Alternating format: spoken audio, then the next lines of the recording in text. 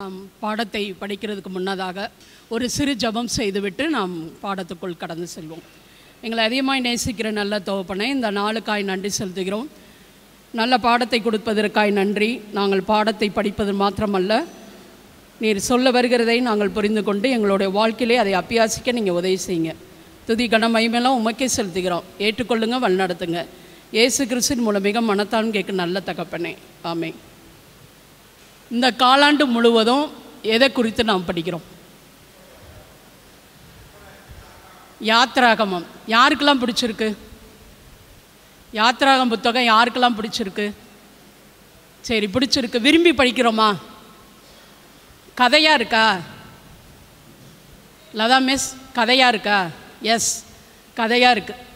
கதை மாத்திரமல்ல, அது ஒரு வரலாறும் கூட. கரெக்ட். ஒரு இஸ்ரவேல் ஜனங்களை தேவன் எவ்வாறு வழி நடத்தினார்? இஸ்ரவேல் ஜனங்களை மாத்திரமல்ல, ஆவிக்குரிய இஸ்ரவேலராகிய நம்மை தேவன் எவ்வாறு வழி நடத்தி கொண்டு போவார் என்பதை இந்த பாடத்தின் மூலமாக நம்ம என்ன செய்ய போகிறோம்? பார்க்க போகிறோம். சரி, இந்த பாடத்தின் தலைப்பு என்ன? யாரெல்லாம் இந்த வாரம் பாடம் படித்தா? ஜீவ அப்பமும் ஜீவ தண்ணீரும். ஜீவ அப்பமும் ஜீவ தண்ணீரும். சரி, மனப்பாட வசனம் நம்ம பார்ப்போம். அப்பொழுது கர்த்தர் மோசேயை நோக்கி, என் கட்டளைகளையும் என் பிரமாணங்களையும் கைக்கொள்ள எந்த மட்டும் மனதில்லாமல் இருப்பீர்கள்? பாருங்கள், கர்த்தர் உங்களுக்கு ஓய்வு நாளை அருளினபடியால் அவர் உங்களுக்கு 6ஆம் நாளில் 2 நாளுக்கு வேண்டிய ஆகாரத்தை கொடுக்கிறார்.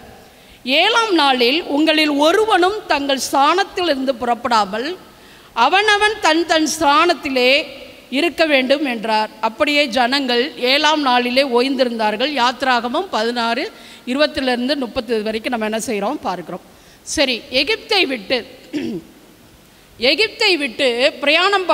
பிரயாணப்பட்டு இஸ்ரவேல் ஜனங்கள் வந்து கொண்டிருந்தார்கள். ஆரம்பித்திருக்காங்க. அப்போ தான் பிரயாணம் தொடங்கியிருக்கு. எகிப்தை விட்டு ஆண்டவர் இஸ்ரவேல் ஜனங்களை கூட்டிக் கொண்டு வருகிறார். பல பாடுகள் மித்தம் ஆண்டவர் என்ன செய்தார்? கூட்டிக் கொண்டு வருகிறார். சரி, அவர்களுக்கு ஒரு பாடத்தை கற்றுக்கொள்ள விரும்பினார் ஆண்டவர். அப்படி சொகுசான ஒரு வாழ்க்கையை கடவுள் என்ன செய்யலை? கொடுக்கல. யாருக்கு? இஸ்ரவேல் ஜனங்களுக்கு கொடுக்கல. அந்த பாடுகளின் ஊடாக, அந்த உபத்திரத்தின் ஊடாக, கஷ்டத்தின் மத்தியிலும் தேவன் எவ்வளவு பெரியவர் என்பதை நாம் உணர்ந்து கொள்ளும்படியாக இஸ்ரவேல் ஜனங்களை என்ன செய்தார்? அவர்களை அழைத்து கொண்டு வந்தார். அவர்கள் அது மாத்திரமல்ல, ஆவிக்குரிய வளர்ச்சியில், ஆவிக்குரிய வாழ்க்கையில் நாம் எப்படி வளர வேண்டும், எடுத்த உடனே நம்ம வளர்ந்து விட முடியாது. ஆனால் தேவன் சொல்லுகிற ஒவ்வொரு காரியத்திலும் நாம் எப்படி வளர வேண்டும் என்பதை இஸ்ரவேல் ஜனங்களுக்கு அதை கற்றுக்கொள்ள விரும்பினார் என்பதை பார்க்கிறோம். அது மாத்திரமல்ல, இஸ்ரவேல் ஜனங்கள் என்ன செய்தார்கள்? அவர்கள் என்ன பண்ணாங்க அப்படின்னு நம்ம பார்த்தோம் அப்படின்னா, மோசே அவர்களுக்கு தலைவராக இருந்தால் 1000 மைல் பயணம் ஒரு அடியில் தான் துவங்கிறது. இது சீன பழமொழி. எப்படியா? 1000 மைல் பயணம் ஒரு அடியில் தான் துவங்குகிறது. இது சீன பழமொழி. இதனுக்கூடாக இந்த சூழ்நிலையின் மத்தியில் இஸ்ரவேல் ஜனங்களை ஒரு அடி எடுத்து வைக்கும்போது யாருடைய தயவு அங்கே தேவைப்படுகிறது என்பதை கடவுள் உணர்த்தினார். தன்னுடைய கிருபை நிமித்தமாக, தயவு நிமித்தமாகத்தான் என்ன செய்ய முடியும்? ஒவ்வொரு அடியாக எடுத்து வைக்க முடியும் என்பதை தேவன் அங்கே என்ன செய்தார்? உணர்த்தினார் என்பதை பார்க்கிறோம். சரி, இஸ்ரவேல் ஜனங்களுக்கு மட்டும்தானா இது? இஸ்ரவேல் ஜனங்களுக்கு மட்டும்தான் தேவன் வழி நடத்தினாரா? நமக்கு என்னத்தை கற்றுக் கொடுக்க போகிறார் என்பதை நம்ம என்ன செய்ய போகிறோம்? முதலாவதாக பார்க்கிறோம். முதல் பாடத்தில் கசப்பா இருந்த தண்ணீர். கசப்பா இருந்த தண்ணீர். யாருக்கெல்லாம் கசப்பு பிடிக்கும்? எல்லாருக்குமே பிடிக்குமா? எல்லாருக்குமே பிடிக்குமா? மிஸ், உங்களுக்கு கசப்பு பிடிக்குமா? பிடிக்கும். எதில் பிடிக்கும்? பாவக்காய் ரொம்ப பிடிக்கும். கரெக்டு. அதை நம்ம விரும்பி சாப்பிட்றோம். ஆனால் நம்ம வாழ்க்கை கசப்பாக இருந்தால் பிடிக்குமா? பிடிக்காது. கோயில் அன்னை சொல்கிறாங்க, வேகமாக தலையாட்டுறாங்க, அது எனக்கு பிடிக்காது. கரெக்டு. பாவக்காய் சாப்பிட்றதுக்கு எனக்கு அது தேவை. தேவன் இயற்கையாகவே அதை நமக்கு கொடுத்திருக்கிறார். அதில் ஒரு கசப்பு இருக்கிறது, அது எனக்கு பிடித்திருக்கிறது. ஆனால் அதை நான் விரும்பி உணவு கொள்கிறேன். ஆனால் என் வாழ்க்கை கசப்பாக இருக்கும் பொழுது நான் முகத்தை சுளிக்கிறேன். ஏனென்றால் வாழ்க்கையில் கசப்பை என்ன செய்கிறது? வரும்பொழுது நம்மளால் தாங்கி கொள்ள முடியவில்லை. ஆனால் இங்கே தண்ணீர் இல்லாத பட்சத்தில் ஆண்டவர் கூட்டிகிட்டு போகிறாரு, காட்டுறாரு. ஆனால் அங்கே தண்ணி எப்படி இருக்கா? எவ்வளோ கோவம் வரும், அப்படி தானே? ஒரு தண்ணீர் கசப்பாக இருக்கும்போது கோவம் வரும். இப்போ நம்முடைய வாழ்க்கையில் எடுத்துக்கிட்டோம் அப்படின்னா நமக்கு ஒரு பிரச்சனை வருது, அது நம்மளால தான் உருவாயிருக்குன்னு வச்சுக்கோங்களேன். அந்த பிரச்சனைக்கு தீர்வு கொடுக்கறத ஆண்டவர்கிட்ட போய் கேட்காம நான் எல்லா முடிவையும் எடுத்துட்டு கடைசியில் நான் யார்கிட்ட போகிறேன்? ஆண்டவர்கிட்ட போகிறேன். இப்படி தான் இஸ்ரவேல் ஜனங்கள் இருந்தாங்க. ஆண்டவரே, நாங்கள் எல்லா முடிவையும் எடுத்துட்டோம், ஆனால் நீங்கள் பதில் கொடுங்க, நீங்கள் அதை சரி பண்ணுங்க, அதை தீர்வு. அது எப்படி ஆண்டவர் கொடுப்பார்? அதில் ஒரு பாடத்தை கற்றுக் கொடுத்து தான் நமக்கு என்ன செய்வார்? அதை தெளிவுபடுத்துவார் என்பதை நம்ம என்ன செய்கிறோம்? பார்க்கிறோம். இங்கே பாருங்கள், ஆண்டவர்கிட்ட போய் மோசே சொல்கிறாரு, தண்ணி கசப்பாக இருக்குதுன்னு என்கிட்ட முறுமுறுக்கிறாங்க, நான் என்ன செய்யணும் ஆண்டவரே அப்படின்னும் போது ஆண்டவர் சொல்கிறாரு, ஒரு மரத்தை வெட்டி போடு. ஒரு மரத்தை வெட்டி போட்ட உடனே அந்த தண்ணி இனிப்பாயிடுச்சு. அப்போ இருக்கிற இஸ்ரவேல் ஜனங்கள் நினச்சிருப்பாங்க, மரத்தில் தான் ஒரு சக்தி இருந்திருக்கு போல். இப்போவும் நீங்கள் நானும் நினைக்கலாம், இந்த மரத்தில் ஏதோ ஒரு சக்தி இருக்குது, ஒரு இனிப்பான ஒரு சுவை இருக்கிறது. அந்த மரத்தை இனிப்பாக்குன ஆண்டவரை நான் பார்க்கல, ஆனால் அந்த இனிப்பான அந்த தண்ணீரை குடிக்கும்போது நான் அந்த மரத்தை தான் பார்க்குறேன். அந்த மரத்தே உண்டாக்கின தேவனை நான் மறந்து விட்டேன். எனக்கு பிரியமானவர்களே, ஆண்டவர் எனக்கு ஒரு பாடத்தை கற்றுக் கொடுக்கிறார். எப்பா, என்ன இல்லாமல் உன்னால் ஒன்றுமே செய்ய முடியாது. உனக்கு என்ன தேவையோ, உனக்கு என்ன தேவை, உன் வாழ்க்கைக்கு என்ன தேவை, நீ என்ன செய்யணும், ஏது செய்யக்கூடாது என்பதை தெளிவுபடுத்துவதற்கு ஆண்டவர் எனக்கு என்ன கற்றுக் கொடுக்கிறார்? இந்த கசப்பான தண்ணீர்லேருந்து. ஒருவேளை இஸ்ரவேல் ஜனங்களுக்கு தண்ணீர் கசப்பாக இருந்துச்சு, ஆனால் இன்றைய தினத்தில் என்னுடைய வாழ்க்கை கசப்பாக இருப்பதற்கு, என்னுடைய வாழ்க்கையை இனிமையாக்குவதற்கு யார் என்னுடைய வாழ்க்கையில் வரணும் அப்படின்னா ஆண்டவர் தான் என்னுடைய வாழ்க்கையில் வரணும். என்னுடைய வாழ்க்கை ஒரு பாலைவனமாக இருக்கிறது, ரொம்ப ஒரு மோசமான சூழ்நிலை நான் இருக்கிறேன். எங்கே பார்த்தாலும் எனக்கு ஒரு கஷ்டம், துயரம், என்னை புரிந்து கொள்ளவில்லை, மற்றவர்கள் என்னை புரிந்து கொள்ளவில்லை, என்னை ஒதுக்குகிறார்கள், என்னை அவமானப்படுத்துகிறார்கள் என்பதை நான் யோசிக்கும் பொழுது என்னுடைய வாழ்க்கை மிக கசப்பாக இருக்குது ஆண்டவரே என்று நான் சொல்லும் பொழுது ஆண்டவர் சொல்லுகிறார், நீ பயப்படாதே மகனே, பயப்படாதே மகளே, நான் உன்னுடைய வாழ்க்கையை என்ன செய்கிறேன்? இனிமையானதாக மாற்றுகிறேன் என்பதை நமக்கு என்ன செய்கிறார்? வாக்கு கொடுக்கிறார். இஸ்ரவேல் ஜனங்களுக்கு அருமையான ஒரு தண்ணீரை கொடுத்தார் மரத்தின் மூலமாக. ஒரு தண்ணீரை, ஒரு சாதாரண தண்ணீரை மதுரமாக்கின நம் தேவன் நம்முடைய வாழ்க்கையை மதுரமாக்குவதற்கு எவ்வளோ நேரம் ஆகும்? நிச்சயமாக. இந்த வசனத்துக்கு ஒரு ஈடாக நான் ஒரு வசனம் சொல்கிறேன், எனக்கு பிடித்த வசனம். யாராவது எடுத்தால் இந்த வசனத்தை வாசிப்படி கேட்டுக்கொள்கிறேன். 2 நாளாகமம் 15ஆம் அதிகாரம் 2வது வசனம். 2 நாளாகமம் 15ஆம் அதிகாரம் 2வது வசனத்தை சத்தமாக ஒருவர் வாசிக்கும்படி நான் உங்களை கேட்டுக்கொள்கிறேன். ஆமாம், ஒரு நிமிஷம். இந்த சம்பவத்தை நம்ம பார்க்கும் பொழுது ஒரு ராஜா, ஆசா என்ற ராஜாட்ட போய் ஒரு தீர்க்கதரிசி சொல்லுகிறார். என்ன சொல்றாரு? ஆமாம், நீங்கள் கர்த்தரோடு இருந்தால். இப்போ நம்ம யாரு கூட இருக்கோம்? உலகத்தோடு இருக்கோமா, கர்த்தரோடு இருக்கோமா? இஸ்ரவேல் ஜனங்கள் குந்தி குந்தி நடந்தாங்க, அங்கே பாதி இங்கே பாதி. அவங்க சொல்கிறது, அவங்க முடிவெடுத்துட்டு பாதி, கடவுள்கிட்ட கொண்டு வந்தது பாதி. முழு மனதோடு என்னுடைய வாழ்க்கையை ஒப்பு கொடுப்பதற்கு முழு மனதோடு நான் யார் கூட இருக்க வேண்டும்? தேவனோடு இருக்க வேண்டும். நீங்கள் கர்த்தரோடு இருந்தால் அவர் உங்களோடு இருப்பார், அவரை நீங்கள் விட்டு விட்டீர்களாகில் அவர் உங்களை விட்டு விடுவார். அருமையான தேவ பிள்ளைகளே, ஒருவேளை இஸ்ரவேல் ஜனங்களுக்கு ஒரு கசப்பான தண்ணீர் மூலமாக ஒரு தண்ணீரை மதுரமாக்கிய ஆண்டவரை அவர்கள் மறந்தார்கள். நாம் எந்த நேரத்திலெல்லாம் ஆண்டவரை மறந்து போகிறோம்? எனக்கு என்னெல்லாம் தேவை இருக்குதோ அதெல்லாம் ஆண்டவர்கிட்ட இருந்து பெற்றுக்கொண்டதுக்கப்புறம் ஆண்டவரை மறந்துடுறோமா? சில வேளைகளில் அல்ல, பல வேளைகளில் ஆண்டவரை நம்மளை மறந்துடுறோம். ஆண்டவர் ஒருபோதும் நம்மளை மறப்பதில்லை. நான் உன்னை விட்டு விலகுவதும் இல்லை, உன்னை கைவிடுவதும் இல்லை என்று சொன்ன தேவனை நான் ஒருபோதும் இஸ்ரவேல் ஜனங்களை மாதிரி அவர்களை மறந்து போகாதபடிக்கு, அவரை மறக்காதபடிக்கு அவருடைய வாழ்க்கையில், நம்முடைய வாழ்க்கையில் என்ன செய்ய வேண்டும்? அவரை நாம் பிரதிபலிக்க வேண்டும் என்பதை நான் கேட்டுக்கொள்கிறேன். அடுத்த பாடமாக நாம் அடுத்த பாடத்துக்குள் கடைசி காடைகளும் மன்னாவும். ஒரு பிரச்சனை முடிஞ்சு, இப்போ அடுத்த பிரச்சனை. கோயிலில் என்னை சிரிக்கிறாங்க. அடுத்த பிரச்சனை என்ன பிரச்சனை? சாப்பாடு பிரச்சனை. சாப்பாடு யாருக்கெல்லாம் பிடிக்கும்? எல்லாத்துக்குமே பிடிக்கும், அப்படி தானே? எல்லாத்துக்குமே மிஸ் சிரிக்கிறாங்க, எல்லாத்துக்குமே பிடிக்கும். அது நான்வெஜ்ஜாக இருக்கட்டும், வெஜ்ஜாக இருக்கட்டும், நமக்கு ஒரு சாப்பாடு நம்ம டேபிளில் வந்துருச்சுன்னா எதையும் பார்க்க மாட்டோம். நமக்கு விரும்புகிற உணவு. நான் நினச்சேப்பா இதைத்தான் சாப்பிடணும்னு எனக்கு நினச்சேப்பா, சார் இன்றைக்கி நல்ல சரியான மட்டன் பிரியாணி, செம்ம கொளுத்துன்னு கொளுத்திட வேண்டியதான். விரும்பி சாப்பிடக்கூடாது. ஆனால் ஆண்டவர் கொடுத்திருக்கிறார், தேவன் நமக்கு கொடுத்திருக்கிறார், நிலத்தை பண்படுத்த சொல்லியிருக்கிறார், உனக்கு எல்லாவற்றையும் நான் படைச்சிருக்கிறேன்னு சொல்லியிருக்கிறார், நீ என்னெல்லாம் சாப்பிடணும்னு சொல்லியிருக்கிறார், நமக்கு அனைத்தையும் கொடுத்திருக்கிறார் ஆண்டவர், அப்படி தானே? ஆனால் இங்கே இஸ்ரவேல் ஜனங்கள் ஒரு பிரச்சனையை முடிச்சுட்டு அப்போவே கடவுளை மறந்துட்டு இப்போ எங்கே வர்றாங்க? சாப்பாடுக்கு வர்றாங்க. என்ன சொல்கிறாங்க? ஒரு இடத்துல உட்காந்துட்டு சொல்கிறாங்க, எகிப்தில் உட்காந்துருந்தோம், பாத்திரத்துக்கு பக்கத்தில் உட்காந்துருந்தோம், நாங்கள் இறைச்சியை சாப்பிட்டோம், நாங்கள் அதை சாப்பிட்டோம், இதை சாப்பிட்டோம், நீங்கள் கூட்டிகிட்டு வந்து இங்கே சாக வைக்கிறதுக்காக நீங்கள் கூட்டிகிட்டு வந்தீங்க. நமக்கு அடிப்படை தேவை உணவு என்பதை ஆண்டவர் புரிந்து வைத்திருந்தார். உணவெல்லாம் படைச்சிட்டு தான் கடைசியில் மனுஷனையும் உண்டாக்கினார். நமக்கு என்ன தேவை என்பது அவருக்கு தெரியும். அவருக்கு எது பிடிக்காது அப்படின்னு நம்ம பார்த்தோம் அப்படின்னா, முறுமுறுக்கிறது அவருக்கு பிடிக்கலை. நீங்கள் முறுமுறுக்காதீங்க, என்கிட்ட கேளுங்க, உங்களுக்கு என்ன வேணுமோ அதை கேளுங்க, ஏன் நீங்கள் முறுமுறுக்கிறீங்க? அவங்க மோசேட்ட போய் முறுமுறுக்கிறாங்க, எனக்கு இது இல்லை அது இல்லை அப்படின்னு சொல்லி கேட்கும்போது ஆண்டவர் சொல்கிறாரு, அவங்க உங்களை முறுமுறுக்கலப்பா, ஏன்ட்ட தான் என்ன செய்கிறாங்க?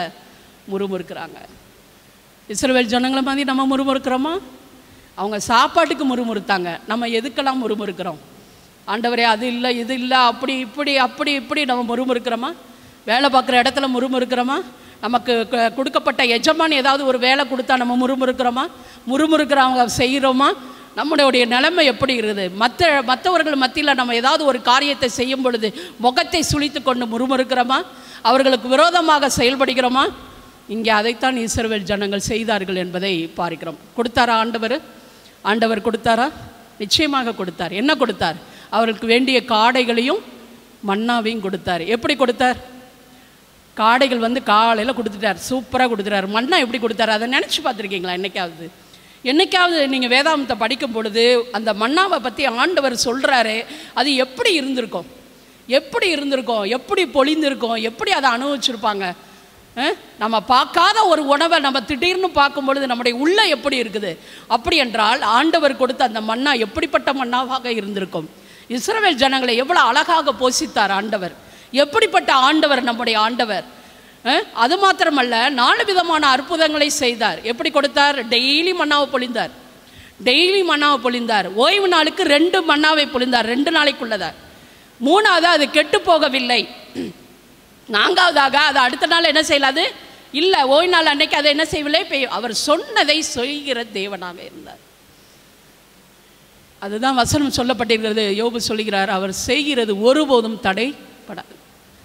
நம்முடைய வாழ்க்கையில் ஏதாவது எங்கேயாவது இஸ்ரவேல் ஜனங்களைப் போல இந்த உணவு காரியத்தில் இஸ்ரவேல் ஜனங்களை மாத்திரமல்ல, ஆதியிலே ஏவாளற்றுமே இருந்தது அந்த உணவு.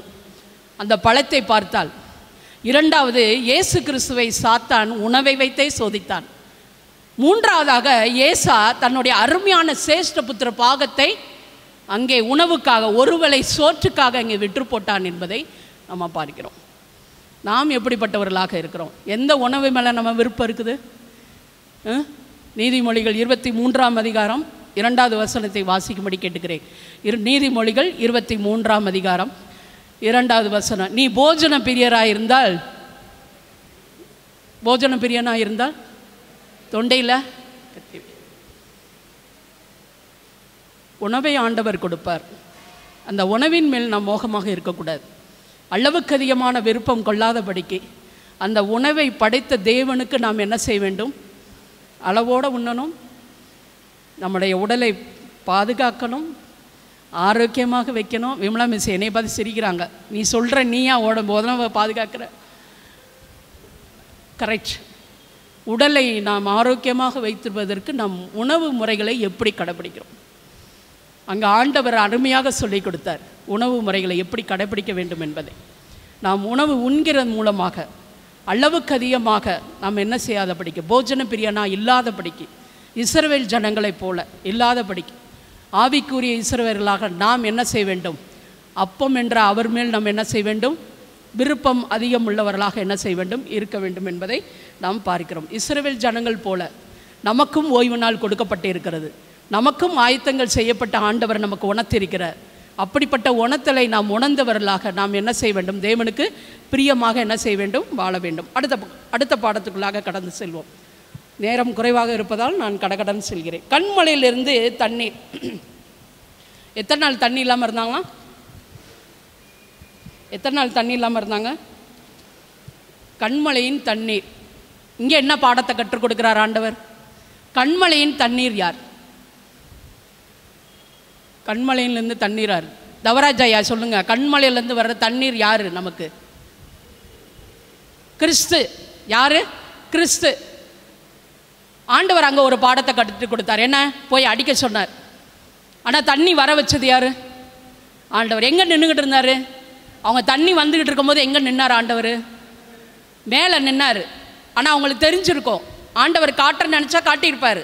ஆனால் காட்டுனா என்ன பண்ணியிருப்பாங்க? அவங்கெல்லாம் செத்து போயிருப்பாங்க. அவருடைய மகிமையை நம்மளால் என்ன செய்ய முடியாது? பார்க்க முடியாது. ஆனாலும் நின்னார். அவரே தண்ணியை கொடுத்தார் நமக்கு. கண்மலையிலிருந்து தண்ணீர் நமக்கு கொடுக்கப்பட்டது என்பதை பார்க்கிறோம். கண்மலையிலிருந்து தண்ணீரை வர வைத்த அற்புதமான தெய்வன் நம்முடைய தேவன். இது ஒரு எச்சரிப்பாக நமக்கு என்ன செய்தார்? ஆண்டவர் தேவன் நமக்கு அங்கே உறுதிப்படுத்தினார் என்பதை பாருங்கள். கிறிஸ்துவே உங்களுக்கு ஜீவ தண்ணீராக அங்கே வருவார் என்பதை அங்கே உணர்த்தினார் என்பதை நம்ம பார்க்கிறோம். அது மாத்திரமல்ல, யாத்திராகமம் 17ஆம் அதிகாரம் 1-7 வரைக்கும் நம்ம கம்பன் அன்னை வாசித்தாங்க. அருமையான ஒரு மாறுதர வேத வாசிப்பு. வனாந்தரத்தில் இஸ்ரவேலுக்கு ஏற்பட்ட அனுபவம் தனித்துவமானது என்று பல நூற்றாண்டுகள் கழித்து 1 கொரிந்தியர் 10:4 பவுல் எழுதினார்.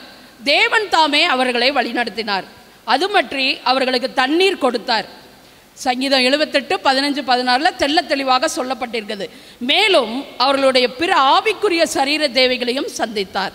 அந்த கண்மலை கிறிஸ்துவே என்று பவுல் சொன்னார்.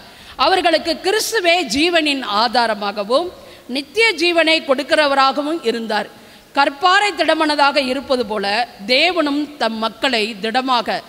தேவனுடைய இருதயம் ஒரு கற்பாறை போன்றது. அந்த அன்பு எதற்கு ஈடாக சொல்லப்பட்டிருக்கிறது என்றால், அவருடைய அன்பு கற்பாறை போல இறுக்கமாக இருக்கிறது என்பதை பாருங்கள். நீங்கள் என்னதான் பண்ணாலும் ஆண்டவர் உங்கள் மேல் அன்பை காட்டாமல் ஒருபோதும் இருந்தது இல்லை என்பதை தேவன் இதிலிருந்து நமக்கு கற்றுக் கொடுக்கிறார் என்பதை நம்ம என்ன செய்கிறோம்? தெளிவாக புரிந்து கொள்கிறோம். அது மாத்திரமல்ல, இந்த ஜனங்களுக்கு பொறுமை இல்லாத நாள் முறுமுறுத்து 3 நாள் தண்ணி இல்லாமல் அவர்கள் கஷ்டப்படும் பொழுது தேவன் அங்கே என்ன செய்தார்? அவர்களை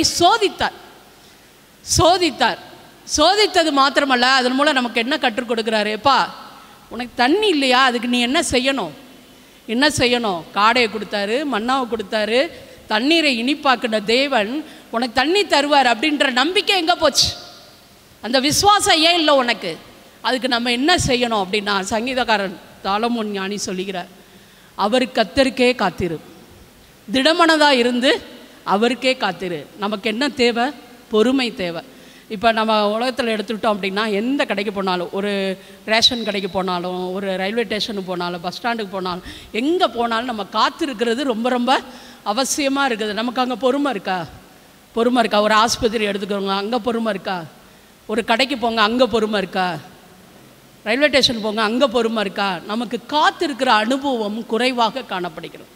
இஸ்ரவேல் ஜனங்கிட்ட அந்த காத்திருக்கிற அனுபவம் இல்லை. அப்படி என்றால் தேவன் அவரிடத்தில் எதிர்பார்த்த ஒரே ஒரு காரியம், நம்மளிடத்தில் பொறுமை இருக்கிறதா? நம்முடைய விசுவாசம் எங்கே? கீழ்ப்படிதல் எங்கே? அப்படிப்பட்ட காரியத்தை தேவன் நம்மளிடத்தில் கேட்கிறார். அப்படி என்றால் நம்மளுடைய வாழ்க்கையில் இஸ்ரவேல் ஜனங்களுக்கு தண்ணீர் தேவைப்பட்டது. நம்முடைய வாழ்க்கைக்கு ஏதாவது ஒரு காரியத்தில் நான் ஆண்டவருக்காக வெயிட் பண்ணிகிட்டு இருக்கேனா? காத்து கொண்டு இருக்கிறேனா? பொறுமையாக இருக்கிறனா என்பதை ஆண்டவரிடத்தில் என்ன செய்ய வேண்டும்? கேட்டு பார்த்து நம்மளை நாமே சிந்தித்து பார்த்து கொள்ள வேண்டும் என்பதை பார்க்கிறோம். அடுத்ததாக எத்திரோ யாரு? மோசையோட மாமனார். எங்கேருந்து வர்றாரு? மனைவி பிள்ளைங்களை கூப்பிட்டுக்கிட்டு யாரை பார்க்க வர்றாரு? மோசையை பார்க்க வர்றாரு. பார்க்க வர்றவர் என்ன பண்ணுறாரு? இஸ்ரவேல் ஜனங்களை எப்படி ஆண்டவர் வழி நடத்தினார், தேவன் அவங்களை எப்படியெல்லாம் வழி நடத்தி கூட்டிகிட்டு வந்தாருன்னு கேள்விப்பட்டுட்டார். அங்கேயே கேள்விப்பட்டு அவருடைய மோசையோட மனைவி பிள்ளைகளை அழைத்து கொண்டு மோசையை பார்க்கணும் என்ன செஞ்சுக்கிட்டு இருக்காரு. மோசையை பார்த்தாரு. மோசைகிட்ட கேட்குறாரு, என்னெல்லாம் உங்கள் ஆண்டவர் செஞ்சாருன்னு கேட்குறாரு. மோசே அங்கே பதில் கொடுக்குறாரு. மோசே மாத்திரமல்ல, ஆரோனும் பதில் கொடுக்குறாங்க. என்கிட்ட எத்திரோட்ட பிடிச்ச ஒரே காரியம் என்ன அப்படின்னா, எனக்கு பிடிச்ச ஒரே காரியம் என்ன அப்படின்னிங்கன்னா, எத்திரோட்ட பிடிச்ச ஒரே காரியம் அவங்க சொன்ன அந்த விஷயத்தை அப்படியே நம்பினார். ஒருவேளை எத்திரோவுக்கு நம்முடைய தேவனை பற்றி தெரியாமல் இருக்கலாம், அதுதான் உண்மை. ஆனால் மோசேட்ட கேட்டதுக்கப்புறம் எங்களை அருமையாய் வழி நடத்தினார் ஆண்டவர் சொன்ன பொழுது, அவர் எத்திரோ அப்படியே தன்னுடைய வாழ்க்கையிலே அதை நம்பினார், விசுவாசித்தார். எவ்வளோ பெரிய தேவன், எவ்வளோ பெரிய தேவன் உங்கள் தேவன் என்று சொன்னது மாத்திரமல்ல, ஒரு அருமையான விஷயத்தை அங்கே கற்றுக் கொடுக்கிறார். என்ன சொல்கிறாரு? மோசேக்கு என்ன பண்ணுறாரு? ஒரு ஆலோசனை கொடுக்குறாரு. எத்திரோவுக்கு நம்ம தேவனை பற்றி தெரியாமல் இருக்கலாம், ஆனால் அவருடைய ஆலோசனை எப்படிப்பட்டதாக இருந்துச்சு? அருமையான ஒரு ஆலோசனையாக இருந்தது என்பதை பார்க்கிறோம். என்னெல்லாம் சொல்கிறாரு பாருங்க, என்ன செய்ய சொல்கிறாரு பாருங்க. நம்பர் 1, தேவனுக்கு பயந்தவர்கள், நம்பிக்கைக்கு பாத்திரவான்கள், அநியாயமான ஆதாயத்தை வெறுப்பவர்கள், நற்குணசாலிகள், திறமையானவர்களை நீங்களாம் என்ன செய்யணும்?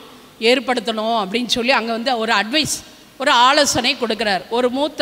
ஒரு மூத்த சகோதரன், அவர் மாமனார், அவருடைய ஆலோசனையை மோசே அவாய்ட் பண்ணாரா? இல்லை. சரி, இதோட ரிலேட்டடான வசனம் யாராவது சொல்லுங்க பார்க்கலாம். யார் முதியோருடைய ஆலோசனையை அவமாக்கி போட்டா? சொல்லுங்க. அனிதா நீ சொல்கிறாங்க, கரெக்டு. சாலமோனுடைய மகன் என்ன செஞ்சான்? 2 நாளாகமம் 10ஆம் அதிகாரம் 1லேருந்து நீங்கள் வாசித்து பாருங்கள். நீங்கள் வீட்டில் ஃப்ரீயாக இருக்கும்போது இந்த கதையை நீங்கள் படிச்சிங்கன்னா தெரியும். அங்கே ஒரு ஆலோசனை கேட்குறாங்க, முதியோர்லாம் சொல்கிறாங்க. சொல்லும் பொழுது அவர் என்ன சொல்கிறாரு? சாலமோன் ராஜாவுடைய மகன் என்ன பண்ணுறான்? நீங்கள் போயிட்டு 3 நாள் கழித்து வாங்கன்னு சொல்லிட்டு தன்னிடத்தில் இருக்கிற அவனுடைய வயது ஒத்த வாலிபர்கள்ட்ட கேட்குறான். சரியா? வாலிபர்கிட்ட கேட்டுட்டு முதியோர்களுடைய ஆலோசனையை அவன் என்ன செஞ்சுட்டான்? தள்ளிவிட்டான், ஒதுக்கி விட்டான். அங்கே முடிவு என்ன நடந்துச்சுன்னு தெரியுமா? அந்த நாட்டை விட்டே அவன் ஓடிப்பணும். ஸோ இதுலேருந்து நம்ம என்ன கற்றுக்குறோம் அப்படின்னா, நம்ம வாலிபர்களுடைய நமக்கு தேவையான சின்ன பசங்களை வச்சுக்கிட்டு அவங்களுடைய அட்வைஸை கேட்காதபடிக்கு, அவங்க என்ன சொல்கிறாங்கன்றது நமக்கு மூத்தவங்க, நம்முடைய வீட்டில், நம்முடைய குடும்பத்தில், நம்முடைய சபையில், நம்முடைய வேலை பார்க்குற இடத்துல யார் முதியவர்கள் இருக்கிறாரு, அவர்களுடைய ஆலோசனை நாம் கேட்குறவர்களாக இருக்கிறோமா? அந்த ஆலோசனைக்கு நாம் செவி சாய்க்கிறவர்களாக இருக்கிறோமா? இங்கே எத்திரோடைய வார்த்தைக்கு மோசே மதிப்பு கொடுத்தார். மோசே ஒரு விசேஷமான ஒரு மனிதன், தேவனுடைய வீட்டில் எங்கும் உண்மை உள்ளவனாக இருந்தார். அப்படிப்பட்ட ஒரு மோசையே யாருடைய ஆலோசனை கேட்டார் என்பதை பார்க்கிறோம். எத்திரோடைய ஆலோசனை கேட்டது மாத்திரமல்ல, அவருடைய ஆலோசனை கேட்டனால மோசையினுடைய அந்த எல்லா இதுவுமே என்ன செய்தாங்க? நிவர்த்தி செய்யப்பட்டது. எல்லாவற்றுக்கும் ஆலோசனை கொடுக்கிறவர் யார்?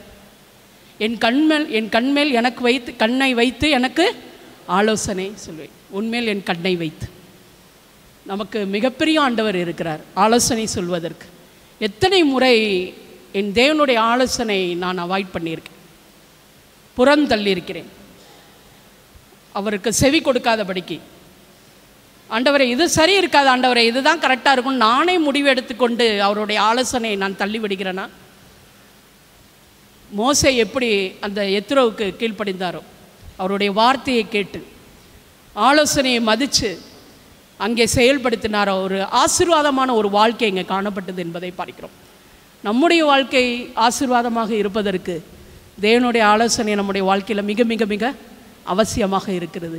அவருடைய ஆலோசனை இல்லாமல் நம்முடைய வாழ்க்கை ஒன்றும் இல்லை. அவருடைய ஆலோசனைப்படி நம்முடைய வாழ்க்கை இருந்தால் தேவன் நம்முடைய வாழ்க்கையை மிகவும் ஆசீர்வதிப்பராக நாம் பார்க்கிறோம். அடுத்ததாக பார்க்கிறோம், கடைசி வியாழக்கிழமை பாடத்துக்கு பார்ப்போம். ஜீவ அப்பமும் ஜீவ தண்ணீரும். ஜீவ அப்பமும் ஜீவ தண்ணீர். ஜீவ அப்பம் யாரு? இயேசு கிறிஸ்து. அங்கே 2 விஷயத்தை, அப்பத்தையும் தண்ணீரை அங்கே முக்கியப்படுத்தி இயேசுவானவர் சொன்னார். பவுலார் சொன்னார், முடிவு காலத்தில் நமக்கு எச்சரிப்பு உண்டாகும்படி இவைகள் எல்லாம் அப்பொழுதே நடந்துவிட்டது திருஷ்டாந்தங்கமாக. ஆனால் நமக்கு ஒரு எச்சரிப்பாக ஆண்டவர் நமக்கு ஒரு வார்த்தை சொல்லுகிறார், நானே ஜீவப்பம், நானே ஜீவப்பம். என்னை அல்லாமல் ஒருவனும் பிதாவினிடத்தில் சேரான். அப்படி என்றால் நான் கொடுக்கிற தண்ணீரை குடிக்கிறவன் ஒருவனுக்கும் ஒருபோதும் தாகம் உண்டார். இந்த ஒரு கதைக்கு அல்லது நடந்த சம்பவத்துக்கு ஒரு வரலாறு மிக்க ஒரு சம்பவம் என்னவென்றால் சமாரியா ஸ்திரீ. இங்கே சமாரியா ஸ்திரீயும் இயேசுவானவர் பேசிக்கொண்டே இருக்கிறார்கள். சமாரியா ஸ்திரீ குடிக்கிற தண்ணியை பற்றி பேசிக்கிட்டு இருக்கார். இயேசு கிறிஸ்து அவளுடைய வாழ்க்கைக்கு எந்த தண்ணி தேவை என்பதை உணர்த்திக்கிட்டு இருக்கார். அவ சொல்கிறா, ஆழமாக இருக்கு, தண்ணி எப்படி எடுக்க முடியும், அந்த தண்ணீரை நானே கொடுப்பேன் என்று சொல்லுகிறார் இயேசுவானவர். ஏனென்றால் சமாரியா ஸ்திரீயினுடைய உள்ளத்தை பார்த்தார் ஆண்டவர். அவருடைய உள்ளம் எப்படிப்பட்டதாக இருந்தது.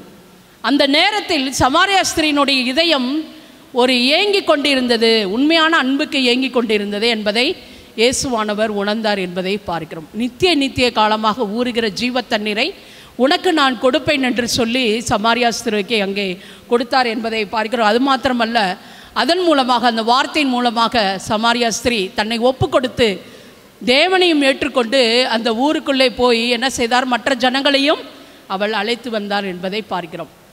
ஒருவேளை இஸ்ரவேல் ஜனங்களுக்கு ஜீவ அப்பமும் ஜீவ தண்ணீரும், மன்னா தேவைப்பட்டது, தண்ணீர் தேவைப்பட்டது.